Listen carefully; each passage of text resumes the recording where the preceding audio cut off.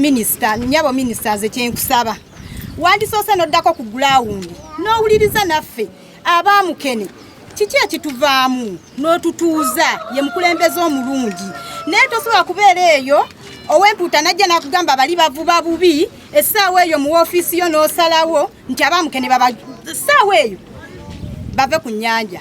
Abavubi okuva ku myalo egy'enjawulo egivuba mukene mu disitulikiti ey'e Kalangala beekuŋŋaanyiza ne balaga obutali bumativu bwabwe olwa minisita omubeezi ow'ebyobuvubi Hellen Adoa okuvaayo n'aweera okuvuba mukene nga beeyambisa enkola emanyiddwa nga Hariyaapu.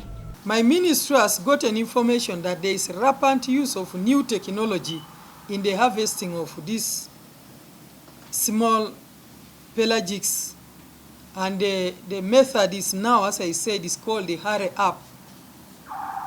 I wish to inform the general public and the fishing community that this is an illegal fishing method, and therefore its use should be stopped forthwith.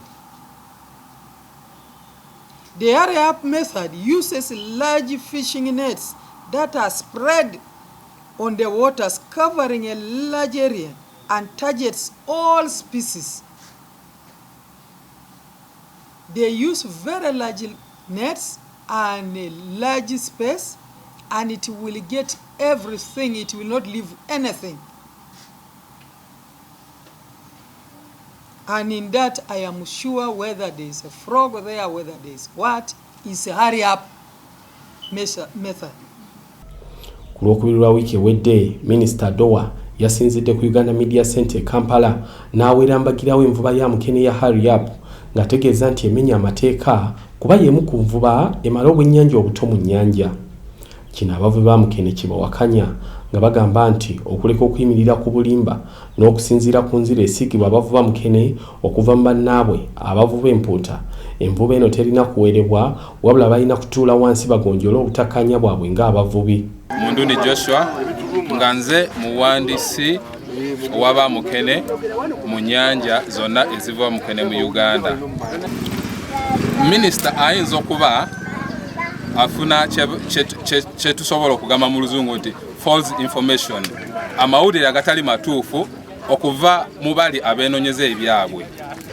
Nze siri mumativu olw'ensonga envuba ya mukene nze kuva lwe natandika okuvuba mukene, envuba ya mukene tuwa omusolo, gavumenti tugiwa omusolo ate netukiriza okuvuba. Naddala envuba eyo ya Hariyaapu eri mu mateeka.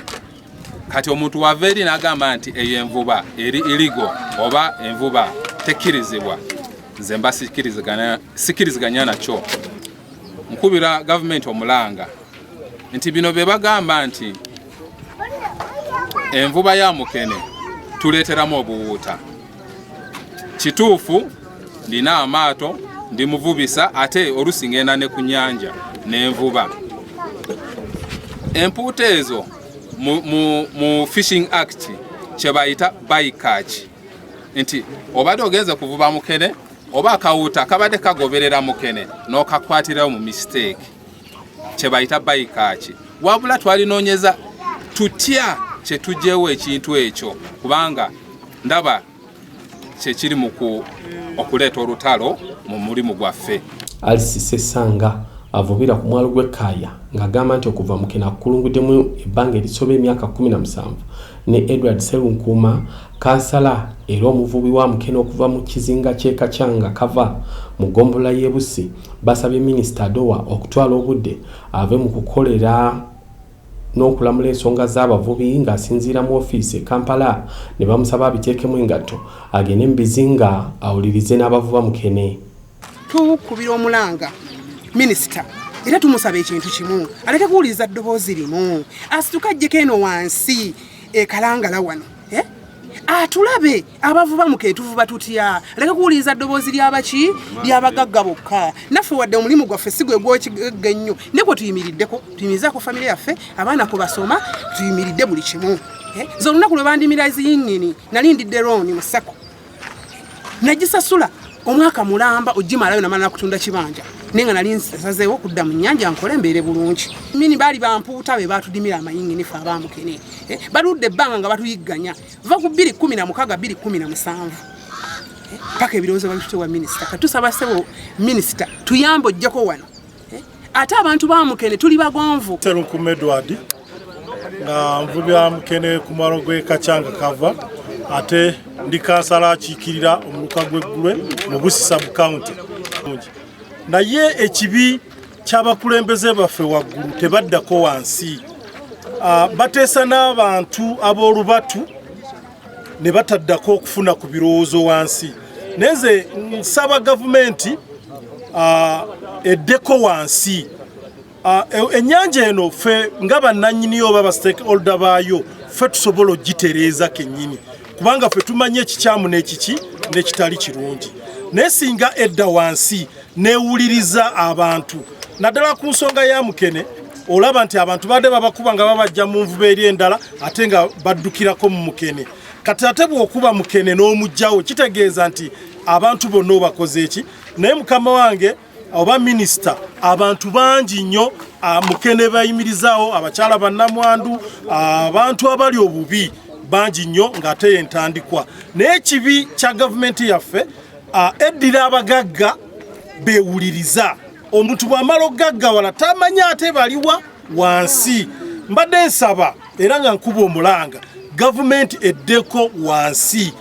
Ne Mukene wadde aleeta obwennyanja obuto obwo ffe kennyini tusobola okuweebwa chansi ne twetereeza nga ffe. Hariyaapu Kibayiga nga yamyuka ssentebe w'abakyala wa NRM mu disitulikiti y'e Kalangala akoowodde ssentebe w'ekibiina kya NRM mu ggwanga era nga pulezidenti wa Uganda Yoweri Kaguta Museveni obutasirika ng'embeera ku nnyanja abantu bagitabangula. Kyagambye nti kyakubakosa nnyo ng'ekibiina n'amusaba asitukiremu akakkanye omuyaga guno. Bate bagiteekako nnyo olukongoolo kano bino bya bufuzi muzeeyi kyekinyambaza iro otegeere nti bino bya bufuzi ebitulwanaganya. Luli emyezi gye emyaka giri emabega baba tebabyogerako kati bategedde nti akalulu kaddamu ti muzeeyi alinawo amaanyi genkanaki. Wano abantu b'ekkaanya bawagira muzeeyi 10 ku kinna ky'obola nti babadde bambadde yero bawagizi ba muzeeyi balabe nti muzeeyi wano tulina kusambawo ddiru okulaba nga tutataganya abavubi bano batambule baveewo muzeeyi aviremu awo kubanga balaba nga tuwawangula akalulu. Taata Pulezidenti Museveni kino kyenkugamba ndi muntu wo ntula ku district weniyale omuwabakyala vice chairman w'abakyala ba Rigi Kalangala district abantu bali mu kutuzanyira ku bwongo. Muzeeyi bakuwabya muzeeyi tokkiza abantu kuwabya abantu bakuwabya tebakwagala baagala otekewo ensasagge abantu ababadde bawagizibwa bali mu mazzi bakuveeko. Mwamanya nze Nansi Bugaloozi mbeera wano ekkaaya kwenkulidde najja nkyali muwala muto myaka 2 nzaaliddeko abaana bange kwembaweeredde nga ngena n'ennonda Mukene bawange yansuulawo nadduka kubanga nalonda muzeeyi nadduka n'agenda nandekera abaana nentandika okulondalonda nga akakene mpeka emu nembeerera abaana sirina muntu yenna nnyamba ndi awo ndi mukazi mukulu newengenda mukagi teryasobola nakungula. Bannange muzeeyi tuyambe kino ekituguddeko tetukimanyi nakumanya bannange abaana ngenda baliisa akinze. Aisha Lusa naye nga nze nyina ndabirira taata wange ndabirira maama wange ku Mukene ono nyina ka business akambeezaawo abantu abavuba Mukene bebanda nze ndabirira taata wange mukulu nnyo ne maama wange nze abalabirira n'obwana bubiri sina musajja. Muzeeyi Museveni nkuwakalulu kuba bannaye nkuwagira nze nzaalibwa mutukula nze muna Uganda owaddala nkuwagira. Muzeeyi tuyambe Mukene bona ogiggalawo bannaye tunaalyawo abazadde bange bagenda kukulagawo bannaye nkusabye Museveni nkuwagira. Muzeeyi nyamba kayafa abasinga okuwa akalulu nyamba muzeeyi abazadde bange tebafa bubi ng'ate nga nze yandibalabiridde muzeeyi nkwegayiridde. Waliwo abakyala bakola ogw'okwanika Mukene nga bano bakaabye n'amaziga nga bagamba nti bannamwandu ababadde bayimirizaawo bamulekwa nga ssente ezibaweerera n'okubajjanjaba bazijja mu kuvuba Mukene ng'okuyimiriza envuba ya Mukene eno ebayamba okubaako Mukene gwe bajja mu nnyanja kuba kubasindika mu kufa. Nampeera alima ndi namwandu omusajja yafaako nandekera abaana badandya Mukene mwanfuna ekyokulya mwanjo kya sukulu fiizi sawa yayo sikyalina gyendi. Nyava wala nnyo nga noonya kyokulya nga noonyeza abaana bange ku ssomero. Kano ke katuyamba tugendera abaana ku ssomero nga tikaliiwo n'abaana tebajja kusoma kekano olaba bwakumaca sinaba kulya nga noonya kaki kano kenyini kababu kolaba taata tuli bubi tunoonya kakene n'abaana musanvu tata waawe yafa tulina gyendaga n'ekika eri bangobamu kano kakene kandiisa kano taata kolaba kano kababu kanyeetiika kekano nze ndya ku mukene famire yange erya ku mukene nyina abaana basatu abaana abo kwe mbawerera ku mukene bazadde bange bakuze bakaddiye balabirira ku ki ku mukene era nze emirimu gyange gitambuliraawo kati batugoba ku mukene ngenda kukola mulimu ki bazadde bange ngenda baliisa ki nga omukazi akuze n'omusajja akuze abaana bange ngenda baweerera nti pulezidenti Museveni akola ekintu ekigira ndi mukazi munnayuganda lwaki nyigirizibwa ndi munaku tunyigirizibwa mulimu ya mukama Elisa mukisooka nti tuvuba bubi kubanga envuba mbi yabaddeyo kuvuba ku kibaramu kati tawali muntu akyavuba ku kibaramu ekirala mukene takyajjamu obuwuta buto kubanga abavugi duteeka ku mazzi baburonda bonna ne babujyamu naye ekyo tubadde dusaba omulimu tubaase kugurongosa bulungi nnyo. Ye ssentebe w'abavuba mukene mu ggwanga Katolubega naye ayogedde ku mbeera eno n'asaba omulimu guno okuyimirizaawo ekitundu ekisinga eky'abavubi mu nnyanja guleme kusiigibwa nziro na kuyimirizibwa mbagirawo nga minisita bwe yalagidde. Naye nga minisita yakikoze mu bukyamu okubeera nga teyawuliriza sayidi yaffe n'atusalirawo okuba nga tuvaawo nga taaba empuuta bo tawuliriza sayidi yaffe. Tusaba Mr. President atuyambe abeeko ensonga eyo bwagiyingiramu era tusaba atufunire minisita asobola okubanga asobola okumanya ebizibu by'abavubi ng'asobola okujja ku nnyanja bwe bali n'atunulira sayidi zombi. Mukene ono tuvuba atuyamba kuteri baana balwara obulwadde bwa sayidi na sayidi buli bubi. Twetaaga gavumenti tuyambe edukekereze bikakanye ku busungu bw'abantu bano batwagala kutujja mu nnyanja. Tubasaba buli lunaku naffe kenyine tulija tuvudde mu nnyanja.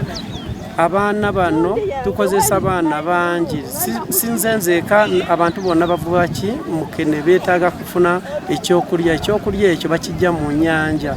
Najja wano ku nnyanja kufuna ekyokulya ndabira abaana 7 sirina ekyokulya sirina ekyo mbawa batusasula 2,900 izo sente nisobola kumara omwana wange nisobola kugwaza omwana wange n'ekyo nzingasa wano Uganda wano twaje wano ku nnyanja kweyiya kugira dufune ekyokulya dufune ekyokusomesa abaana tuli babundabunda tini kyo tumara nituli nekyo dukora mu nkambi tuli bubi nituli nekyo bacadua asere yatureka bagara bagamba nti bajja tugoba 226 wagenda okutuuka nga tetuli ku mazifa abavubi ba mukene. Tasoose kutunuulira nga ffe abakyala abavubisa mukene tuweerera abaana baffe tulina bamama baffe ffe tubalabirira ssebo w'ekitiibwa sente tuzeewola mu mabanka ne tuzijja ne tujja ne tugula amaato ne tuvuba mukene oyo tumuweera omusolo bo baga nti mukene nvuba mbi naye sikiwa nti wano mu ggwanga waliyo envuba embi ew'omusolo kubanga nze envuba embi gye mmanyi sitiiru bungulu bisambu ekintu kyonna ekiwa omusolo tekiba kya nvuba mbi kubanga mukene tumuweera layisinsi buli lyato liwa emitwalo 17 n'ekitundu egya layisinsi kitegeeza teba nvuba mbi buli mwaka ate era ffe abamukene ffe tusooka okuwa layisinsi z'amaato.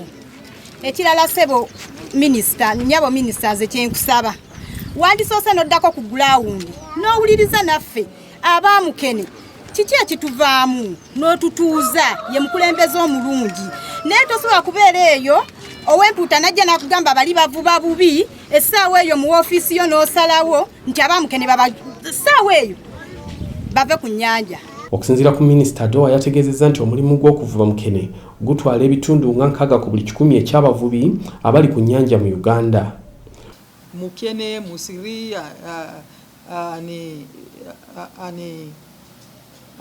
Ragogi, they all form 70%, which is really very big percentage of the total fishery we have annually.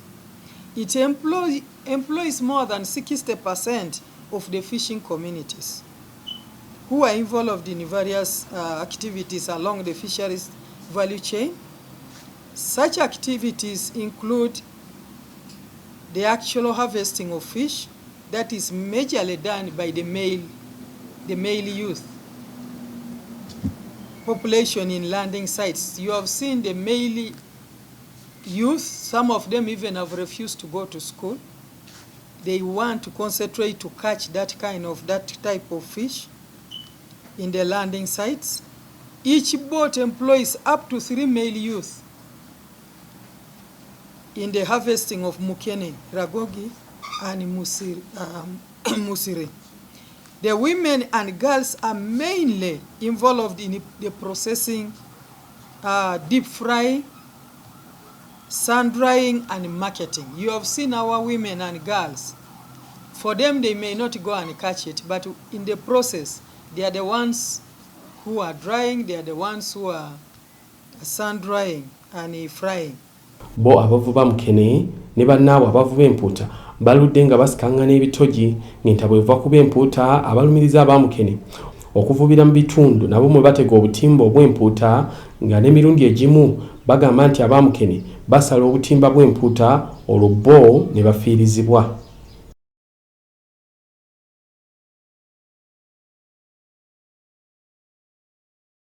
Do you have a business trip, a study tour, a vacation, or intentions of enjoying the unique tourism sites? We introduce to you Buvuma Palm Resort in Buvuma Islands, a unique place to be for all your accommodation needs with spacious cottages, well suited in a good environment, overlooking a serene ecosystem with a rare view of Lake Victoria right from your bedroom. While at Buvuma Palm Resort, you will be treated to free sights and sounds from different bird species, monkeys, and a magnificent view of attractive rocks, palm oil plantations, boat cruises, forest walk, bicycle riding, among others. Buvuma Palm Resort has first-class conference facilities with a unique taste of foods prepared by experienced chefs. It is located in Buvuma district on the main island near the district headquarters. It also boasts of a helicopter landing pad and a playground. On your way to Buvuma Palm Resort, it's just 88 kilometers from Kampala city centre to Chiindi landing site, and it's 30 minutes travel in a boat to Buvuma. You are welcome as you take the best experience of traveling on the waters of Lake Victoria with the available sailing means with either passenger boats or the magnificent modern ferry, the MV Palm. Buvuma Palm Resort has so far been a dear destination for dignitaries, including prime ministers, ministers, parliamentary committees, but above all, the Katikiro of Buganda, Charles Peter Mayiga. Abantu ba Buganda na ba Uganda bajjeko Buvuma bawummuleko. Waliyo hoteri ng'eno Palm Resort. Bintu bya mulembe. Oli muzadde ng'okyalemereddwa ku ssomero ki mw'oyinza otwala omwana wo omwaka guno? Nsonga ki ekyakulemesezza? School fees bakusabye nnyingi? Olugendo lunene ng'ebyentambula bikyakalubye? Nandi ky'onoonya essomero erinaalabirira obulungi omwana wo? Okuviira ddala ku by'okusoma mu kibiina, okuzannya n'okutumbula ebitone, ekyokuddamu si kirala. Ly'essomero lya Prudence Junior School, Empoma Mukono, lisangibwa ku luguudo oluva e Mukono okudda e Kayunga, nga wakayitako mu katawuni k'Ekisowera opposite n'Empoma Girls School. Prudence Junior School liri mu kifo kigazi bulungi era ekisirifu, ate nga lirina abasomesa abakugu ddala, ebyokwerinda ku ssomero biri gguluggulu, ebyentambula babikolako anti emmotoka ezitambuza abaana weeziri. Essomero lya Dene Boarding nga mu kaseera kano okuwandiisa abayizi kugenda mu maaso awo ku ssomero liwandiisa abayizi okuva ku daycare, nursery paka ku P7. Ebisale birungi ddala ng'abaana abava ewaka basasula emitwalo 3 gokka, ng'ate bo ab'ekisulo basasula emitwalo 6 gyokka. Abaana balya bulungi ne bakeera ku ssomero nga basanyufu. Bw'ayagala okuwandiisa omwana n'okumanya ebisingawo kuba ku noti 7 noti 1 29 92 38 oba noti 773 noti 62 21. Prudence Junior School tuwa omwana wo tumusomese togenda kwejjusa. Our dear parents, thank you for paying us school fees, and we still need your support because education is the key. May God bless you